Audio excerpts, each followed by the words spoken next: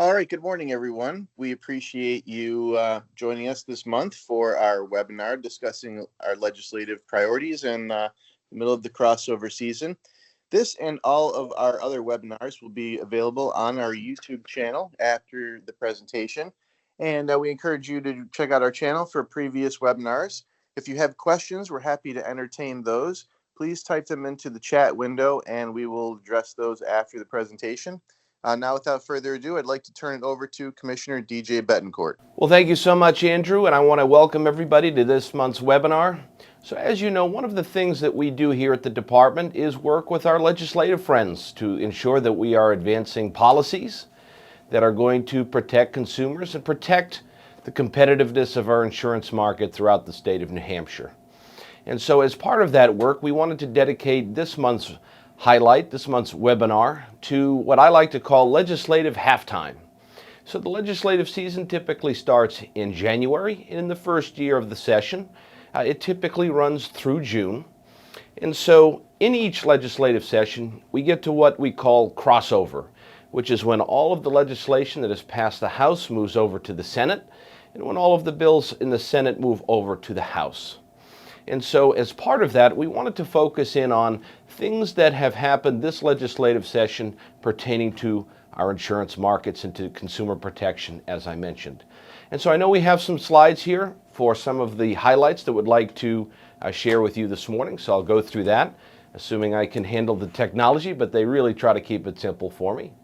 So we're going to start with highlighting some of the department's legislative priorities, which is to say, proposals that we have moved forward with and brought before the legislature because there are issues and topics that we feel we needed to address with the legislature and to make some changes to New Hampshire statutes. All right, so as I think we've talked about before, we've begun a good conversation with our legislative colleagues regarding the Granite State Home Mitigation and Resiliency Program. So as you know, there are pockets of the insurance market right now, and not just here in New Hampshire, but throughout the country, that are what we call a hard market, which is to say that the availability of certain coverages is at traditional demand levels or greater, but access to that coverage is more restricted.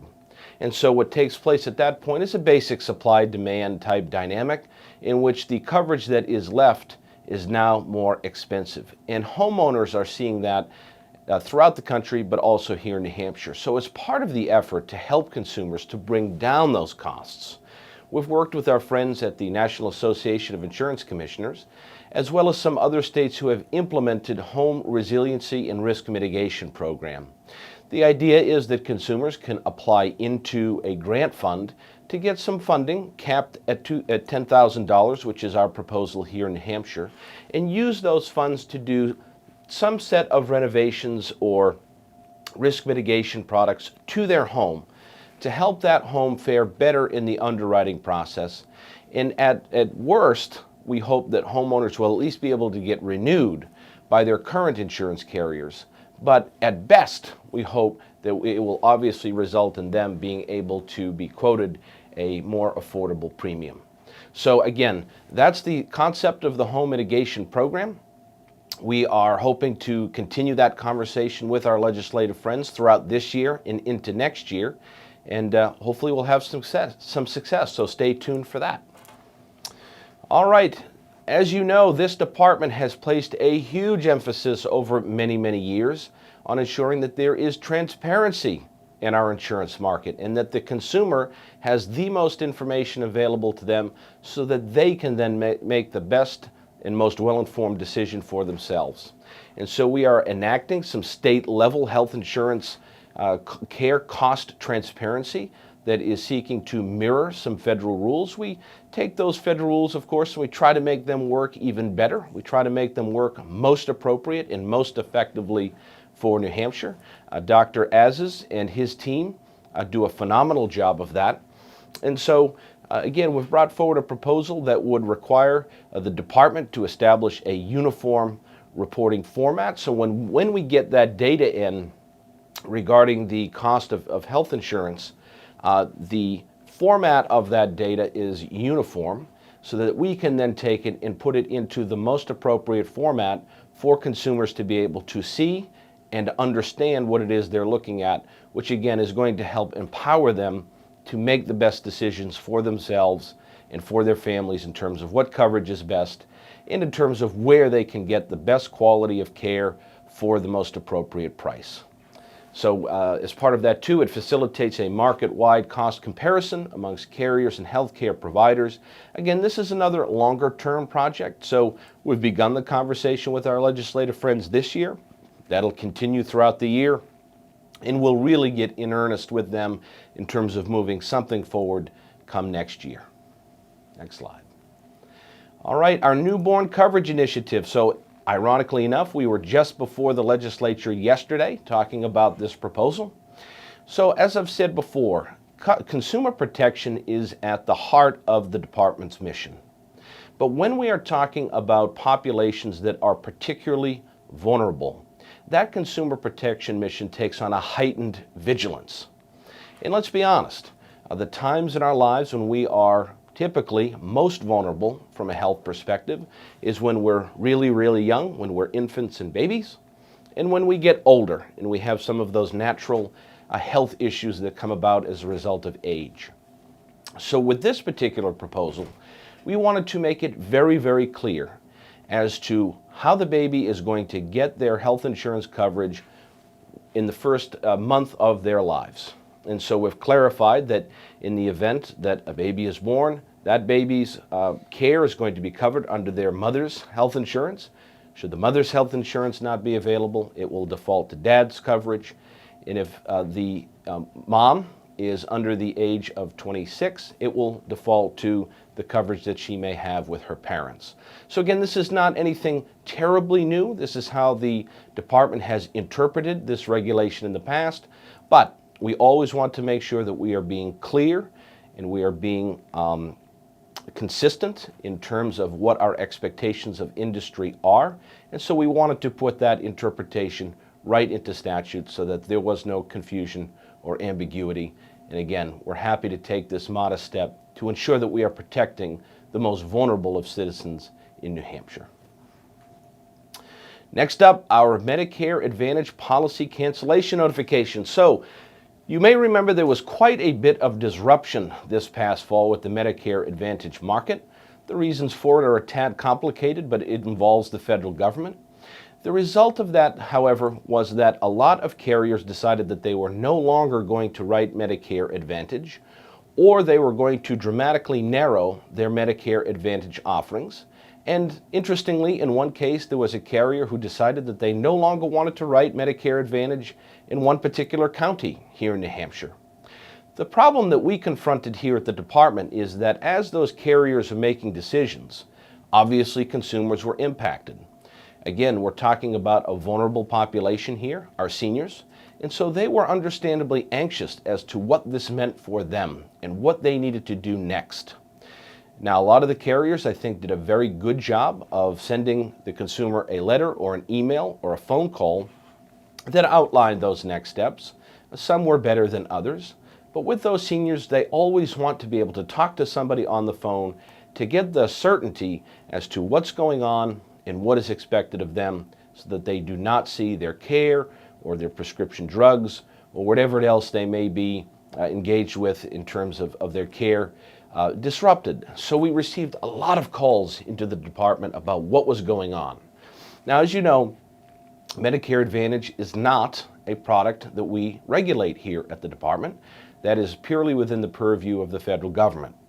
But consumers oftentimes, and understandably, they don't make the distinction. They're not aware of what insurance products we regulate and don't regulate. They see New Hampshire Insurance Department and they call us, and we're happy to take those calls, and we always try to do our very best to give that consumer guidance and information so that they can go on and take the next steps that are best for them.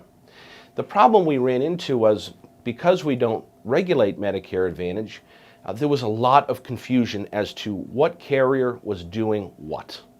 We weren't quite sure whether or not we were telling a consumer, look, the carrier that you've had is no longer writing that business entirely, so you're going to have to go choose a different carrier. We weren't quite sure if perhaps the carrier that they had was still writing Medicare Advantage, but the particular plan that the consumer had was going away. So the option was to stay with that carrier and pick a different plan, or see if there was another carrier that was offering a similar plan to the one that they had. So to avoid this confusion for us in the future, what we have moved forward with is a proposal that asks all carriers who are writing Medicare Advantage that if they are no longer going to write that product, or if they are going to significantly alter their offerings, to just let the department know what they're doing. It's not a highly complex ask. It's not a terribly burdensome new requirement. It can be satisfied as simply as sending the department a letter or an email letting us know what they plan to do. And that small little step, again, is going to better position this department to be able to advise consumers in the event that something like this should happen again. So we've had good success with that proposal so far, and we hope it'll continue to be a smooth ride for us. Next, ground ambulance. So we've talked about this topic, as you know, quite a bit. This has been a challenge facing the state for approximately 40 years. It's complicated. There are three different objectives that all of the stakeholders involved in this discussion want to ensure are achieved. The first is to prohibit balance billing for ground ambulance. I think we've talked a little bit about balance billing in the past, but just as a bit of a refresher.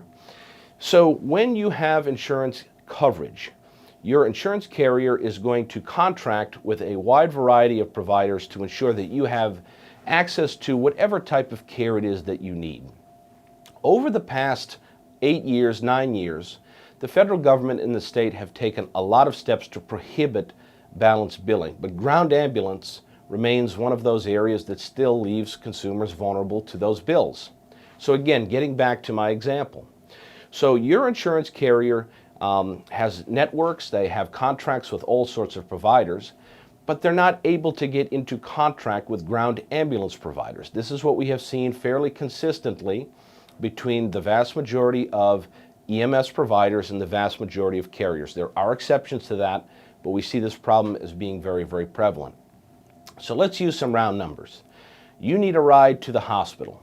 So you call 911, they send you an ambulance, they put you in the ambulance, and the provider has a cost of that ride at, let's say, $1,000. The problem is that your insurance carrier is not in network. They do not have a contract with that EMS provider. So the bill is $1,000. Your carrier has a policy that they will pay an out-of-network provider, let's say $400, to a provider who is not in network with them. So the carrier sends that provider the $400, which is their policy, as I've mentioned, for an out-of-network provider. And so what becomes of the $600 that's left of that $1,000 bill? Well, right now, that $600 bill gets sent to the consumer. As you can imagine, that consumer did not expect that bill to be coming. They don't know what it's for. As far as that consumer is concerned, they have insurance coverage. Why isn't this being paid for? And most burdensome, because they did not expect that bill to be coming, it may be a huge financial burden for them to pay it. So we want to move away from that type of system that we find here at the department and believe to be really unfair to the consumer. So we want to achieve that objective. The next objective we want to achieve is to ensure that our EMS providers are getting the financial support that they are entitled to receive. Now, to be clear, 80% of ambulance rides in New Hampshire are for individuals who get their coverage through either Medicare or Medicaid, one of the two government programs. And as you know, the rates for Medicare and Medicaid are set. They're set by the federal government predominantly. In the case of Medicaid, the state has a role in that. But it is not a situation where the provider can negotiate for higher rates. And what has happened is there's a delta in between the cost for the EMS provider to maintain their operations in the 80% of the revenue that they bring in for patients from Medicare and Medicaid. So then you're left with the 20% of those rides who are for individuals who have commercial insurance coverage. And that's what we're focused on here. We want to ensure that the EMS providers are being able to cover their costs for that 20% of rides that come from commercial insurance carriers. And so that is the exercise that we have been engaged in, because again, we do not want to see a situation, as we've started to see play out here in the state a little bit, where EMS providers are having to dramatically scale back their operations or close down entirely. So we want to ensure that they are getting what they're entitled to cover their costs for those rides. So we're working on that aspect of it. But as we're trying to deal with balanced billing, as we're trying to deal with ensuring that the EMS providers are getting the financial support that they need, we also want to make sure that we are not taking steps that are going to dramatically cause the cost of health insurance for all commercial insurance consumers to go through the ceiling. So we're working with all of the stakeholders right now to see if we can come up with a set of rates that will accomplish those three objectives. That work continues. We, in fact, have a meeting with some stakeholders later this morning. We'll obviously continue to keep you updated on that, but I'm feeling cautiously optimistic that after 40 years, we may finally be able to bring a solution to the table that addresses this issue. Stay tuned for that. Next. Continuing care retirement communities, easy for me to say. So, it's a little bit of an odd fit for the New Hampshire Insurance Department to oversee these continuing care retirement communities. They are communities where seniors can access them. They're a little bit on the expensive side, if I'm going to be honest with you, but they can get all of their care right there in one single facility. So it's a wonderful opportunity for those seniors who are able to financially afford it. The trouble that we have seen over the years, however, is that the CCRCs frequently run into financial trouble. And when that happens, again, we're dealing with a vulnerable population. This department is under a great deal of stress to ensure that we are working with that CCRC to right-size their financial operation to ensure that they do not go out of business and leave those seniors with fewer options, or in some cases, nowhere to go. So we've brought forward a comprehensive package to help us better oversee the financial health of those CCRCs and allow us to get involved much sooner should one of those CCRCs begin to experience financial troubles. So we're really excited about this bill because of its consumer protection implications. So it's taken us about 3 years to put this proposal together. The CCRC statute is complex, it is lengthy, but we've brought all of the stakeholders to the table and we've put together a very solid proposal that achieves the consumer protection aspects that we're pursuing, while also ensuring that we are not doing anything to hinder or harm these CCRCs from being able to operate and operate well here in New Hampshire. Next. Our technical bill. Every year we bring forward a bill that has a number of different pieces in it. A lot of times it's housekeeping, but I really challenged our team this year to look at regulatory reform to make sure that we're going beyond just updating terms and updating statute sites and things that, if you're a legal counsel working for an insurance carrier, is going to be very helpful to you in ensuring that the carrier that you work for is remaining in compliance with the law, but also seeing how we can better streamline our operations here at the department, how we can best make the customer service experience in interacting with the department better. And so we've done that here. We've streamlined our tax reporting structure. We have looked very carefully at whether or not all of the reporting requirements that we have here in the state still remain relevant and are still useful to us. And if not, if they're antiquated, if they're no longer needed, then let's get rid of them. There's no need to be putting insurance carriers through the cost and the hassle of all of this reporting if we here at the department are not going to do anything with it. And we've also looked at the fees that we charge our producers, our agents, when they are making adjustments to their producer license. It was awfully silly to me that we dinged our providers with a fee to change their insurance license when they had simply gotten married and had decided to take their husband's last name. Seems silly to me that we would turn around and force them to have to pay a fee to update that when they're going to have to update their license every 2 years anyway. So again, we focused on how we could make our statutes clearer and easier to get into compliance with. We looked at how we could better streamline our operations internally here at the department. And we also looked at how we could make the experience better for the public that we serve, whether it be the citizen or whether it be a producer that interacts with us. So we're proud of that bill as well.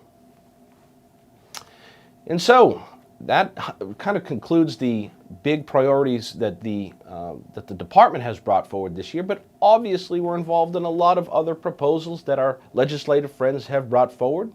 We worked very, very carefully with them to do that. We had a great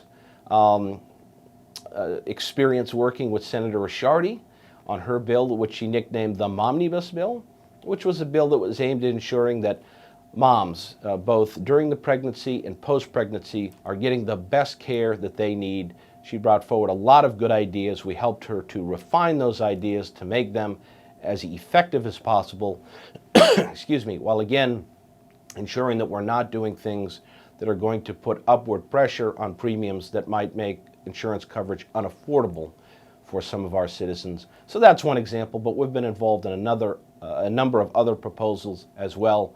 We really do enjoy working with our legislative colleagues. They are all well-meaning. They have a lot of great ideas.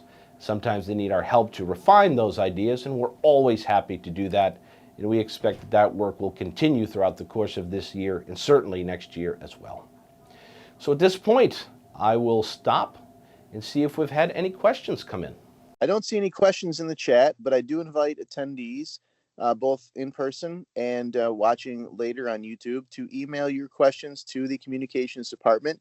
We'll be happy to put you in touch with the correct subject matter expert and do that in a timely manner.